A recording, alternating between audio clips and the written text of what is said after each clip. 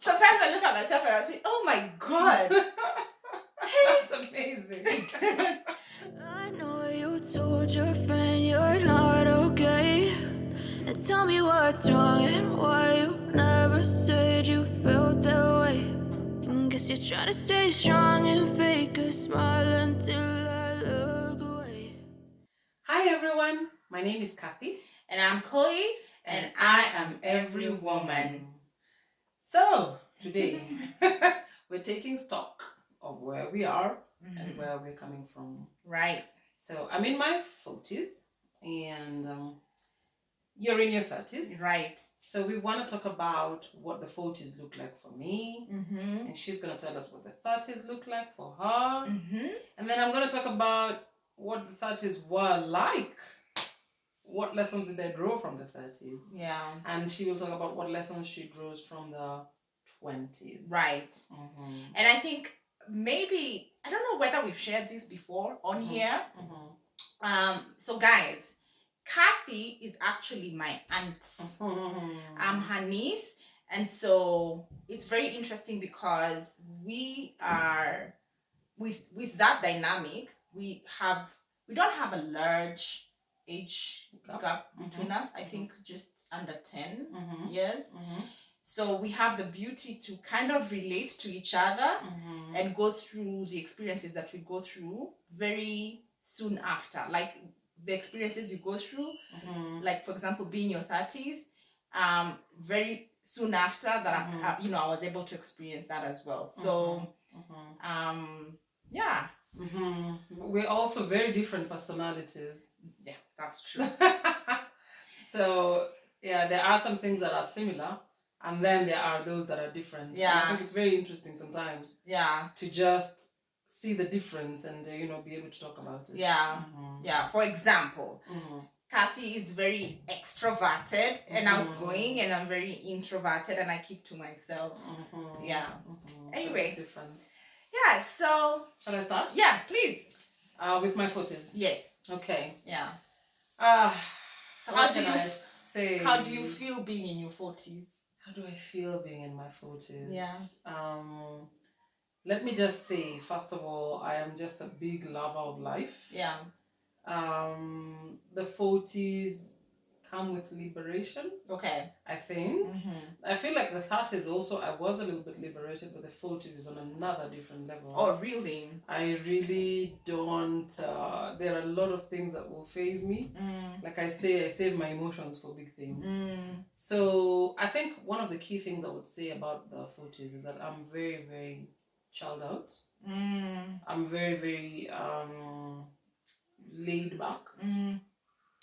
I don't run. I don't, if you see me doing something quickly, it's something I've thought about a long time and I needed to do it. But I am able to just be calm. Yeah. The 40s come with calmness for me. Very, very calm. Yeah. Just really a lot of self-awareness. Yeah. It's so much easier. There's a lot less noise. Yeah. And so I feel like it comes with a lot of clarity. Maybe that just comes with age. Yeah. I think also the 40s for me has come with very low expectations of people around me. Yeah. I tell my children this as well. Nobody owes you anything. Like, don't tell me, this person is not talking to me. They don't owe you nothing. Stop expecting. Because then it frees you from so much anger. And that has become easier for me in the 40s. Yeah. I've lowered my expectations a lot. Yeah. So if you do something drastic and crazy, I just say, wait, okay.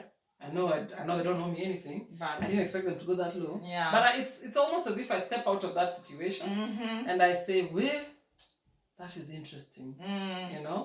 So it doesn't affect me that much. It really doesn't. Yeah. And because you lower expectations, you don't peg a lot of things on people because then your expectations are so low. So you end up hardly ever being mad at anyone or being upset that someone did something. Yeah. It's just hey, that one was a tough one. So how did you do that one? Hey, hey, I recovered quickly. It's just it's like that. Really. That's how the 40s look like. Right. Wow, interesting. I women, I hear a lot of women saying, "Oh, life begins at 40." So is it? I think it's true. Okay. I really think it's true. Yeah. Like I say, there's a lot of liberation. I also generally don't fear judgment at all. I mean, also it occurs to you that what is judgment anyway? It occurs, I ask people when you say society, who's society? Who walks around with the name society on their face? There's no one. It's actually the voices in your head. Oh yeah. It's the voices in your head that you've been hearing and that have been informed by past, occurrences to people around you, TV, all these things. So it's the voices in your head that is what we call society. And in your 40s, you turn that volume all the way down. So low. In fact, you get to a point where we joke about things. Yeah. Where we say, you're not being an upright citizen. Just to be sarcastic and funny. Yeah. And we're like, yes, I am not. Come arrest me. Where are you going to take me? So yeah, it comes with a lot of, it's true. I feel, honestly, life does begin at 14. Yeah. Okay. Interesting. Because, when you're growing up, especially like, I remember when I was just after college, maybe my early 20s, I used to think, oh my God, like if someone told me they're 30, I think, oh my God, they're old. So old. But then if someone told me they're in their 40s, I'm like, okay, so like, what is life like? Like, you must be very boring and just old, like just sitting. On the contrary. You will need to apologize to yourself when you turn 40. No. Yeah. On the contrary, life is very interesting. At 14. Okay. So what about me? Like, I'm in my 30s now. First and foremost, I remember my 30th birthday. So, of course, my friends and I, like, in my 20s especially, like, I had a beautiful circle of friends. And the birthdays in the 20s was, you have to turn up. Have to, turn up, paint the streets red and all that, all the blue. But I remember telling them, like, I don't know, on my 30th birthday, I kind of had this feeling like I felt so mature and I wanted us to just have like a nice lunch with people who mattered to me, and I wanted the kids involved. And I remember just wondering, who is this person? What have I turned to? But then as I, got into my 30s, I realized that I was just more comfortable in my own skin. I was comfortable in who I was or who I am. And it didn't really matter to me, like the noise out there. Like I was just more aware and more appreciative of my life. So I'd say 30s for me has come with a lot of gratitude, a lot of self-awareness, and a lot of just being comfortable with who I am, being comfortable in my own skin. By the way, that one especially, just being comfortable in my own, I don't even care what people think about what I wear. I don't even, as long as I'm comfortable, like my comfort comes first. So I found a lot of comfort in that, like in my 30s. In your 20s, you want to keep up with the trends. It's a lot of keeping up, right? And being spotted in the right places. I know. In my 30s, I'm like, I don't care. And I also found a lot of confidence in my 30s. Like I'm able to walk in a room and know my value and not feel intimidated or shy.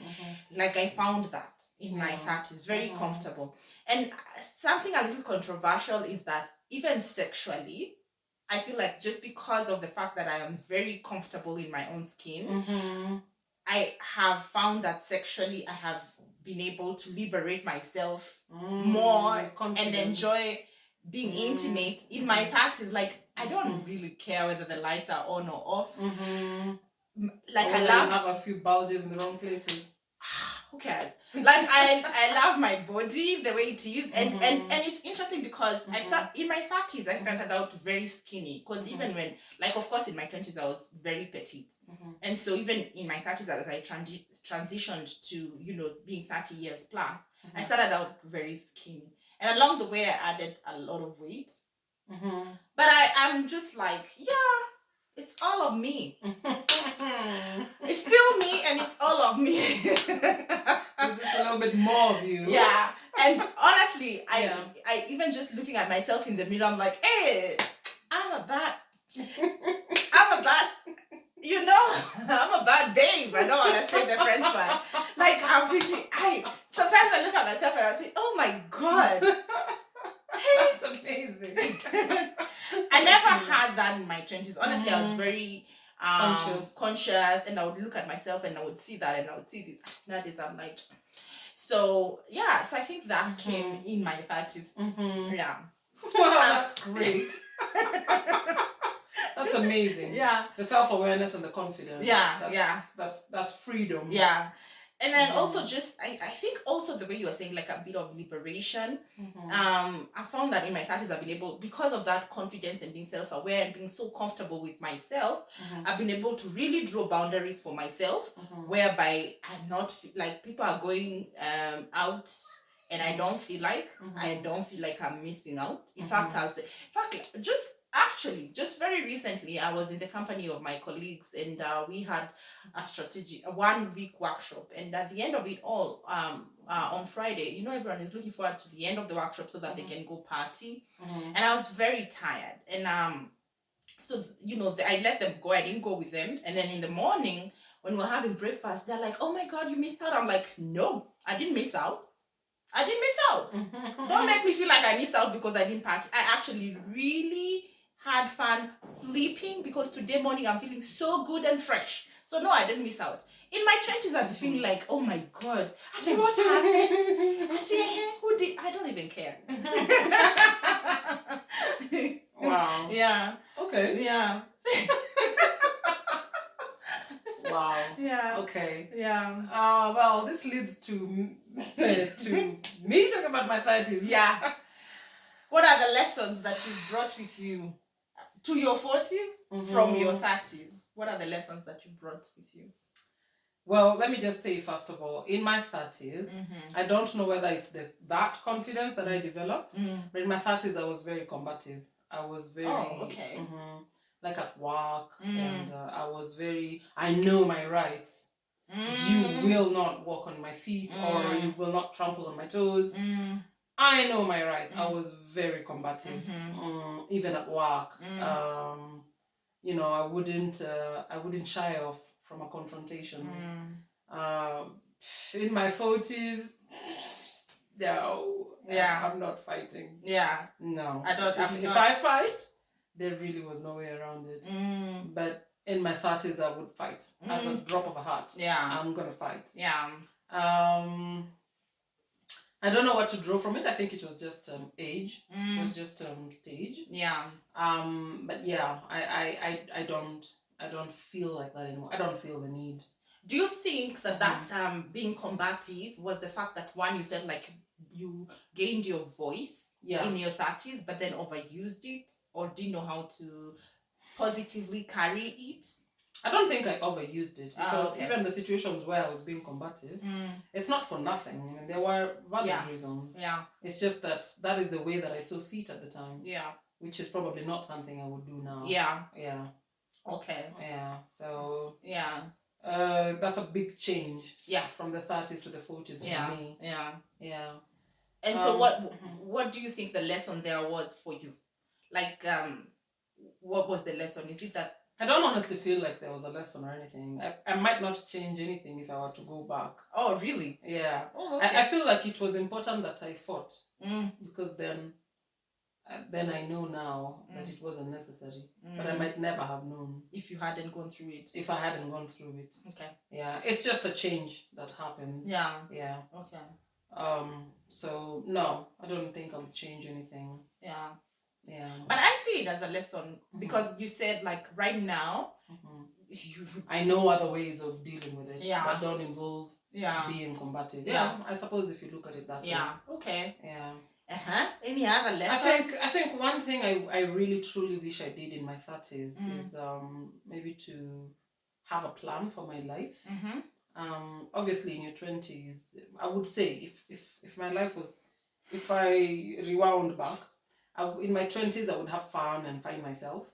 And then in my 30s, I would probably now have the larger picture of my life. I don't feel like I did that in my 30s. I had small children. All I was thinking about is, just bring up my children, this, that, the other. I was busy. There was always, there's a lot of work, especially when you have small children. And so you were caught up in the routine. I was caught up in the routine and just basic provision and, Yeah. There was some growth, but I don't feel like it had a good wider picture. I don't even think I had the capacity to come up with my dream or what my wider picture was. And I wish I had that in my 30s because I feel like, anyway, who knows? Maybe I would not have had the time. Yeah. I don't know. Yeah. Yeah. Right now in my 40s, I feel like this is a good time. I feel like it's just right. It's not too late and it's not too early. So I have the calmness, the presence of mind, the connections, because a lot of people that I went to school with are people who are now holding positions that can help me, or people who knows one or two things that can help me. So I honestly feel like this is the time that if I miss this window, then I don't know. It doesn't mean I wouldn't achieve it in my 50s. God give me life. But I feel like this is it's a good time. However, if you had the opportunity to advise someone like me in their 30s, and if it was up to you now in hindsight, now that you know what you know, you'd put those plans in place earlier on in your 30s. I don't know. Because what I know now, I don't think I knew then in my 30s. I see. The thing that is so clear to me now wasn't as clear in my 30s. Yeah. So even if I thought I had the larger picture in my 30s, I doubt it's not the same picture that I see now where I am. Yeah. So I honestly, I don't know what I'm saying. I don't think that's what I'm saying. I don't feel like I would have done any different. What I do feel I should have done different in my 30s is possibly, adopt better habits. Okay. Eating habits, exercise routine. Because I feel like people who started early, I don't know if it's a personality thing or what, but I feel like some people started so early, they just got so used to it. Yeah. For me right now in my 40s, I'm at a point where I'm actually worried for my health. Because this is the point where you get type 2 diabetes. This is the point where you start feeling, a little bit, it just comes with hormonal changes and all these sorts of things. And as much as I'm watching now, I feel like I would have probably been in a much better position had I started earlier. Yeah. Okay. All right. So some of the better decisions, like lifestyle choices, would have been made in your 30s. That's what you're saying. Okay. I think so. Yeah. Yeah. I have a feeling. I think with lifestyle choices anyway, not even just your 30s. The earlier you do it, the better. The better. Yeah. Yeah. But more so your 30s. I think that's when now your body starts to slow down in terms of metabolism and just functionality. So I think I agree with you there. Yeah. Okay. Yeah. Any other lesson or tip for us 30-year-olds? Well, let me see. In terms of relationships, for example. Yes. Let's talk about that. I don't know. Again, I don't know if this is something you can acquire or this is just something that you go through life and then it happens to you or you can learn it. I'm not sure. But I feel like really lowering your expectations in the sense, this is double-edged. Okay. It's not dimming your light, but knowing that other people are not God. There's nobody who is, and people are bound to make mistakes.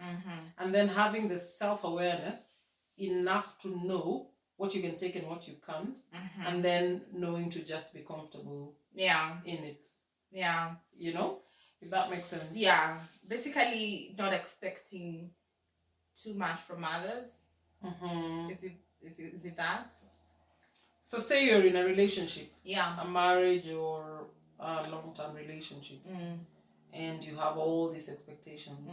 I think there's a part where you should learn that it's not your job to determine what people should be. Okay, let me rephrase that. if I say that this is important to me, then this is important to me, then I'll get someone who does not struggle with that thing that is important to me. And then any other thing, I will lower my expectations, if that makes sense. Yeah, it makes sense. So you have your must-haves. Yeah. What for you is your must-haves in the relationship, and then the rest you can be able to lower your expectations. And not nitpick, right? Not nitpicking. Yeah. I think I understand that. And I think in one of the videos we said it is not, your happiness is your own responsibility. So you can't expect someone else to give you that. Of course there are those things now we are saying that are your must-haves. And because a relationship is give and take. So if you're not getting anything, then it's not a relationship. So when you define what what those things are that feed you, in the relationship, like what is that you need to be fed versus what you're giving, then anything else really. There are two things I'm gonna say about that. There's a trending video, which trended some time ago, of this guy, I don't know his name, on TikTok, and he was saying these ladies, they want a tall, dark and handsome man, financially okay, God-fearing, and I don't know what, and he was laughing so hard and saying those are 5 different people. Yeah. It's hilarious. I found it hilarious. Yeah. That you'd be lucky to have one person have even 2 of them. Yes. You'd be lucky. Yeah. So yeah, I think he's on point. It's humor. Yeah. And he's on point. Yeah. But the second thing I want to say is that this happened in my 30s, actually late 20s. Yeah. When I decided that I want to look for a man to be my spouse. Yes. And we came up with this with a friend of mine. We came up with this 3 list, which I think is another show altogether. Yes. But ideally, what it means is that you define who you are first. Yes. Then you define who is the best person to walk this journey with you. Yeah. With whom you won't have to swim upstream so much. Yes. Yeah. So I think that's the key thing. And that from the 30s to the 40s is the same. Yeah. For me. Yeah. I feel that there's some key things. Yeah. Once those key things align. Yeah. Really, the rest is blah, blah, blah. I think what I'm hearing you say is not about dimming your light. It's not about expecting less from yourself, but just not seeking perfection. Exactly. Not seeking perfection. I like that. Yeah. Yeah, that's good. I mean, it's okay to... I remember at some point with my spouse, we used to go to the movie hall to watch a movie. Yeah. And then we'd stand there. And earlier on in the marriage, I would watch what he's watching. Yeah. We found like a compromise. Yeah. But ideally, there were... the Fast and the Furious, that sort of movies that he really loved them. Yeah. They're not bad, but it's not my first choice. It's not yours, yeah. But we got to a point where I'd go there and say, honestly, I want to watch that one. He'd go, seriously, okay, I want to watch that one. So whoever comes out first, sit on that bench and wait for the other. That is so and that worked out beautifully. Yeah. He would come out and tell me that was the worst movie I've watched.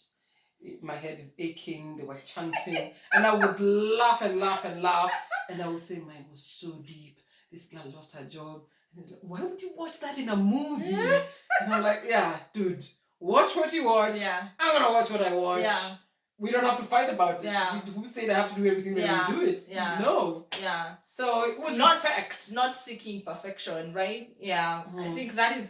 You don't have to like the same things and like the same and thing. No. I love it. Yeah. I'm gonna borrow that one. That is a tip I'll borrow. I think it was a good one. It came to us, we didn't plan on it.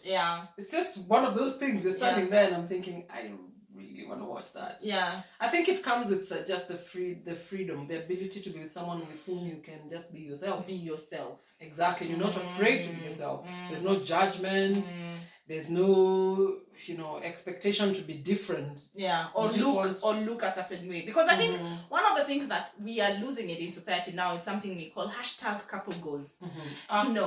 We dress the same. Oh my God. We are into the same things. We look perfect. So even the movies you have to go and watch together, I really like that. Like just being happy and content with what makes both of you happy. That really was a good one. Yeah. We didn't do that on purpose. It just happened. But I think we can millennials. We can borrow that one. Feel free. Feel free. Couple goals, it's a problem. Doesn't work. Then you're you know the problem with that just forcing couple goals. Let me just digress a little bit. Is that you force being in each other's space so much, and that's why the breakups are so harsh. That's the and thing. so distracting because like you want it to look a certain way. And honestly, it shouldn't be about how it looks. It should be about how it feels. Exactly. Between the two of you. Yeah. It's really just between the two of you. Yeah. I mean, when I got together with my spouse, for example, everybody was shocked. Everybody who knew the both of us. Yeah. Because he was so different from me. Yeah, that's true. Very refined. Yeah. And me a little, a lot rough on the edges. Yeah. But we made it work. Yeah. We made it work. Yeah. We would agree, for example. Yeah. If you're negotiating with a cab guy, mtu wa soko, mtu wa mtumba, those are mine. Yeah. That's my language. Yeah. He wouldn't even say anything. Yeah. But if we're talking to a watchman, yeah, policeman, pastor, where we need diplomacy, that I wouldn't say anything. Just stay quiet. No voice. Yeah. And it worked wonderfully. Yeah. That was his strength. Yeah. And this other one was my strength. Yeah. Yeah. Once you identify it, I don't have to be like you. Yeah. No, I am the way I am because of a reason. Yeah. 1, 2, 3, 4. Yeah. And it works. Yeah. Look, you try yours. See, yeah. mine works better. Yeah. So yeah. Respect, yeah. I suppose. Yeah. Okay, so I guess what you're saying here in your 30s, because of the fact that you were more comfortable, lessons to be drawn is do not seek perfection in relationships. Just find each other's strengths and work with that. I really like that. Love it. Yeah. Yeah. Yeah. Okay. So I guess we can jump into the 20s. Okay. I feel like good times ahead. Oh my god. I feel like 20s is like your ticket to get away with a lot. I feel like your 20s are where you are allowed to make mistakes. Like it's expected of you. That is by default what society. Okay, we've said there's no society, nobody. The voices in your head. Nobody walks around. But generally, in your 20s, you're forgiven when you make mistakes. And I feel like in your 20s, you should take advantage of that. Yeah. In a good way. It's not your excuse now to go and do drugs and all those things. Yeah, because some mistakes are expensive. Yeah. You pay for them the rest of your life. Yeah, but I think you can take advantage of the fact that one, you don't have responsibilities in your 20s. Yeah. Majority, of course, there are people who become parents earlier on, but majority of the people in their 20s don't have a lot of responsibilities. You're probably living at home, so even bills, the pressure is less in terms of just adulting, So I feel like one of the things I should have done different in my 20s is one, take all the opportunities given. When I mean opportunities, from internships, in terms of career, travel, all the opportunities that are presented to you. Like, I feel like in your 20s, your default answer should be yes. As long as it's nothing illegal, it should be yes. Because in your 20s, you're discovering yourself. It's the first time that you're actually out of home, being by yourself without, rules and regulations of home. So you still don't know who you are, and you can only learn who you are and what you like and what you don't like if you experience, and especially without responsibility. So if it's traveling, what's the worst that can happen? The worst that can happen is you go out there, you don't like it, you come back home. You don't have responsibilities and stuff like that. If it's about, let's say, experiencing different careers, you have the time. You can work in this one and say, oh my god, I hate it. Quit. Yeah, work in this one and and said I like it, let me go back to school and study. Like, there's so much leeway, and I think take advantage of the fact that you at that age you can make mistakes and still have time to correct them. You can afford to take risks, without much pressure, or people back home, like a family expecting you to give back or just responsibilities and bills. Yeah. So for me, that one was a big lesson. I feel like there are a few missed opportunities that I should have taken. A few travel opportunities that I should have, taken. Go talk to a stranger in a different country, experience all that, see the world.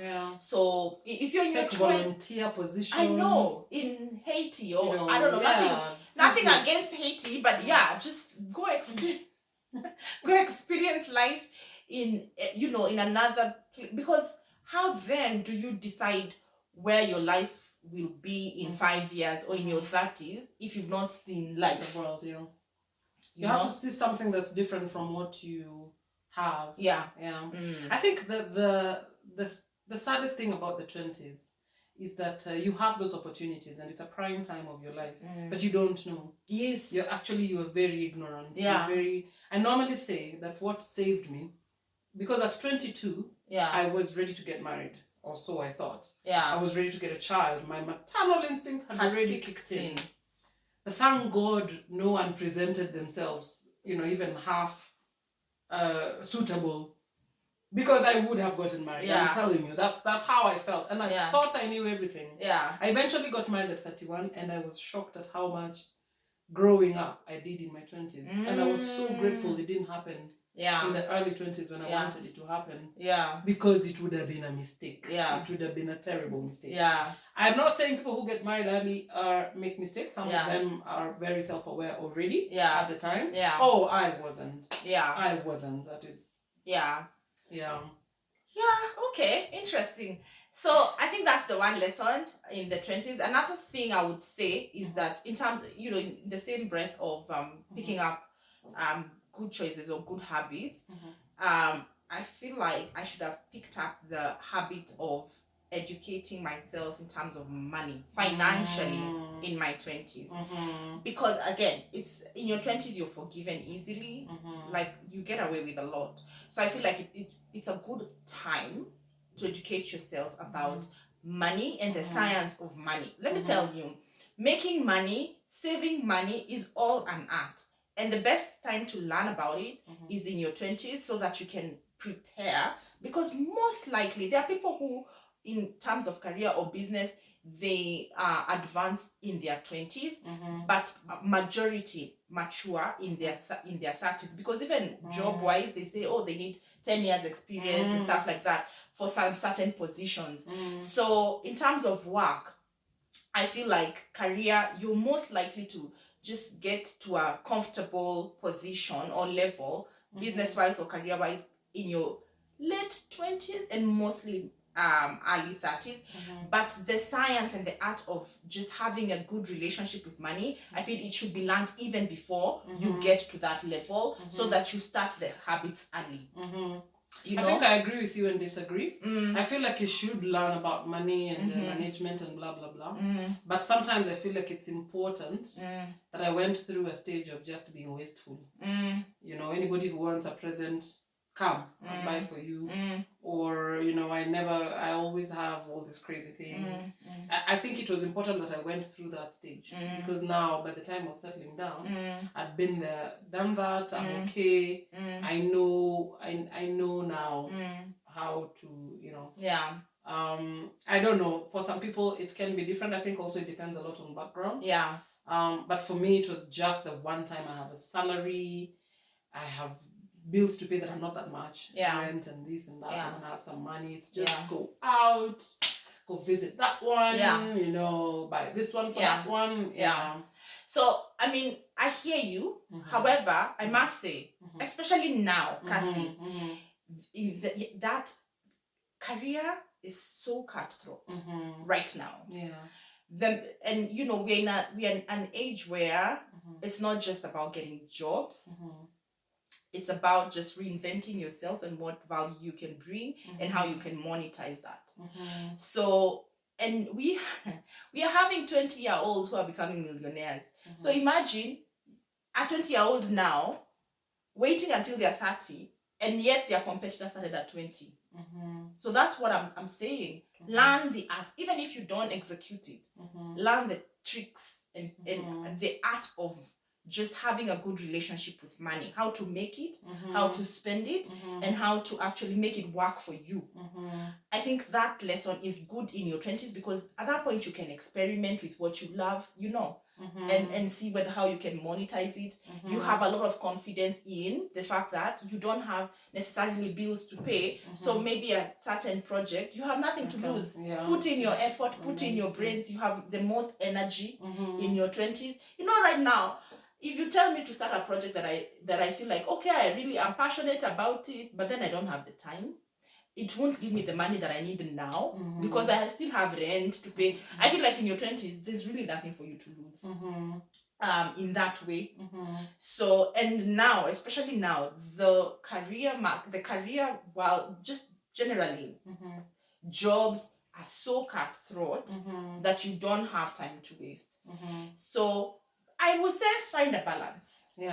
Go out, do all those things, but then also, like, during the day, utilize your time and experiment and learn, and then just start building a good relationship with money. It doesn't mean that you need to be a millionaire now, but be comfortable in learning how to have a healthy relationship with money. There's art of the science of positive thinking, making money, the art of what kind of investments look like. No, we even have to do NFTs, things, digital things. Me I still don't understand. And I see kids making money, I think, and you're young enough to sit down and concentrate and understand the science of just all those things. I feel like it's perfect in your 20s, because you can take a high risk with really nothing much to lose. Well, I don't know what to say to that. I feel like I'm a 40-year-old whose relationship with money and a career is a little different. Without sounding, I don't know how I'm gonna sound, but it's not that important to me. Okay. How far I climb in career is neither here nor there. It's a thing, but it's not the thing. It's we used to say with my late spouse, money is important, but money has its place. And if you move money from its place to a higher place than it should be, then you sell your soul to the devil. And I'm gonna say, people are very different, and people generally are the way they are based on their background. But I feel very grateful that for me and my spouse, we were aligned on this one thing, that he didn't see things differently from me. So we saw things the same way. So we had the concept that we need the money. Of course you need the money. You need to live a comfortable life. You need to be able to pay through your life. But that's it. The rest is... we're supposed to enjoy ourselves, have fun. And if we realize that all we do is talk about money, we call ourselves out and go, hey, can we talk about something else? Are we okay? Are we eating? Are we paying our bills now? We're good. Listen, there are no guarantees in life. We will be fine. But I do hear what you're saying, because obviously there is no need to be so wasteful and then struggle later. And life, the way it is these days, is so unpredictable. You find yourself in your 50s without an income and without a plan. Now that doesn't make any sense. The plan needs to be there, in my opinion. But then also the balance. Life just generally needs a balance. I hear you, and all I'm also saying is build that healthy relationship with money then, because a habit is built over time. So whether or not depending on how much money you want to make in life, at the end of the day, you still need money in your to pay your bills and stuff like that. So the more you're okay, maybe I'm saying it in a way that is coming off the wrong way. Let me also say this.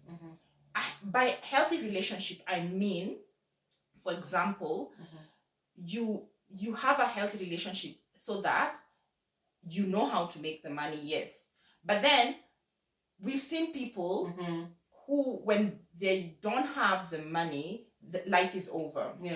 So, and I think learning how to have a healthy relationship with money early on actually helps you see that there's more, the way you were saying, there's more to life than money. But then it also shows you that you can actually make money. Yeah. You can actually make money. If you don't have money now, it doesn't mean that you're broke or stuck to the situation like super glue. In a few months, you know how to get yourself from that point to the next. I think those lessons are best learned when you're younger. Yeah, that's true. So that you make a mistake once. For example, if when you're in your 20s, you're able to maybe, I don't know, do a business deal, spend all the money. And at that point, you realize, oh my God, if I get that money again, I'm able to do this way different. Instead of learning those lessons later on, when you have so much more to lose and so many more, much more responsibilities. That's and even just to live within your means, I suppose. Yes. So just something you learn. Yeah. That's true. Yeah.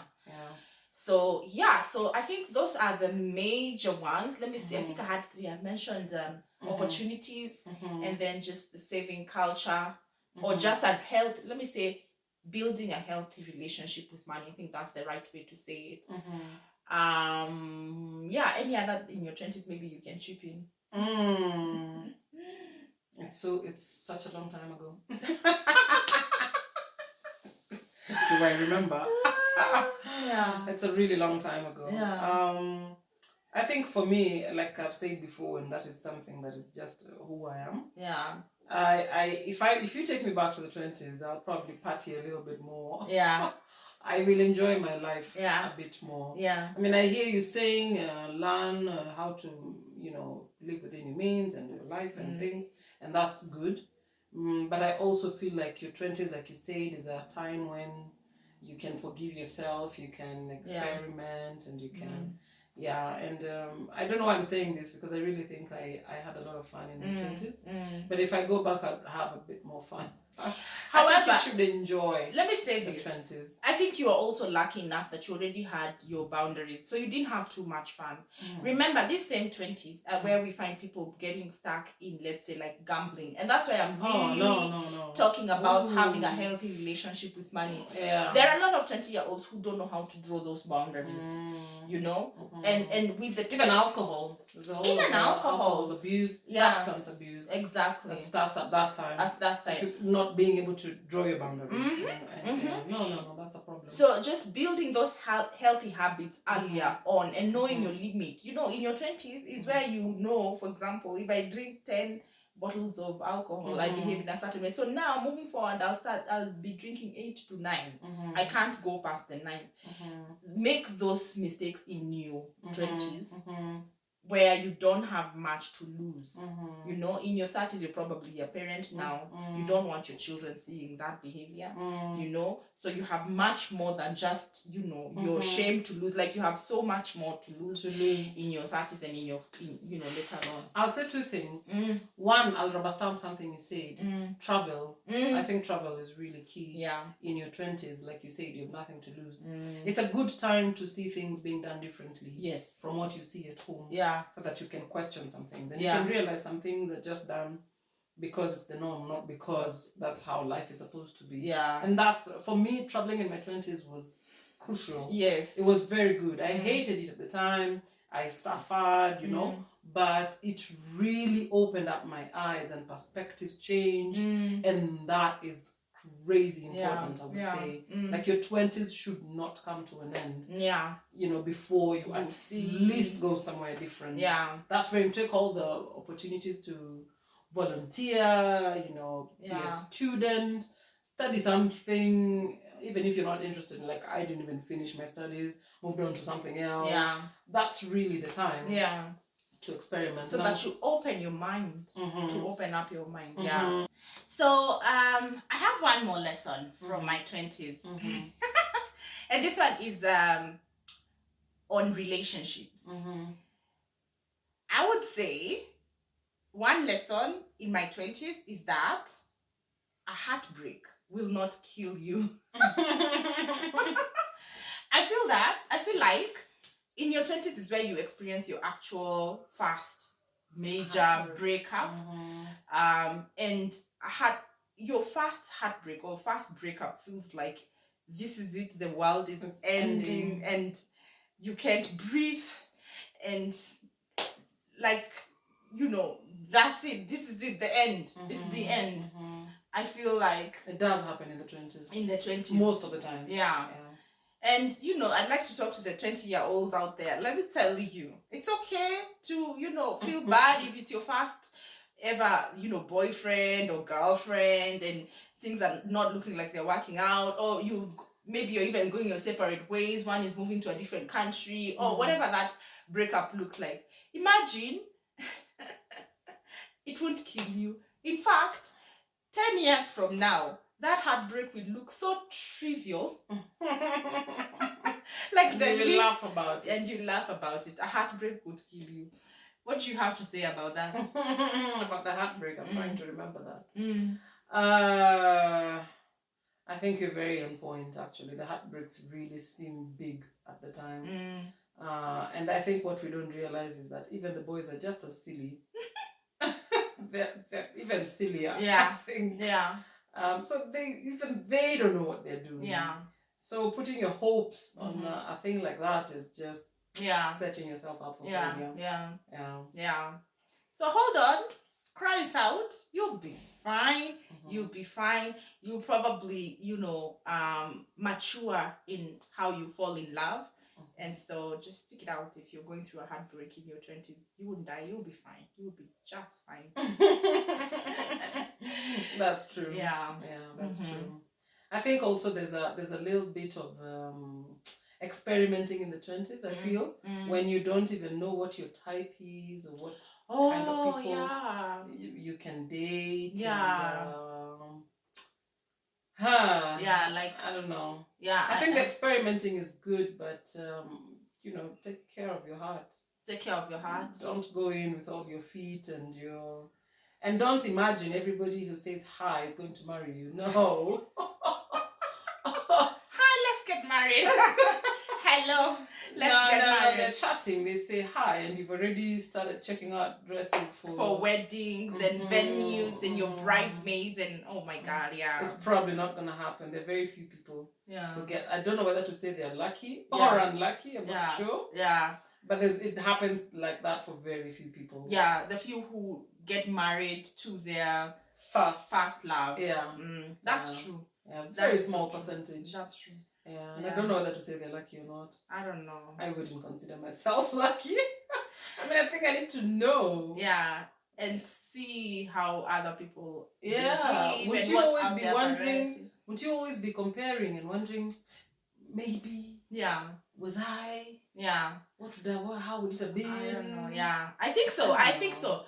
And I haven't experienced that as well. So if you're out there and you're married to your first boyfriend or your first girlfriend, maybe we can have you on the video one of these days, and you can tell us what that looks like. Do you ever miss, you know, trying to see other people? Do you feel like you've missed out, or maybe you're so comfortable that you think you made the right decision? I don't know. Yeah.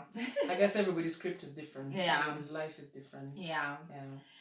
All right, guys, I hope you enjoyed today's videos. Share, as usual, your experiences in your 20s, your experiences in your 30s, your experiences in your 40s. Share what are those interesting things or lessons that you learned, in your journey through the years as an adult. We'd like to hear from you. And as usual, like, comment in the comment section. And you can also reach us on our Instagram page. And also on email. We've linked them down in the description box. So feel free to interact. Let's talk. Let's talk. Until next time. Bye.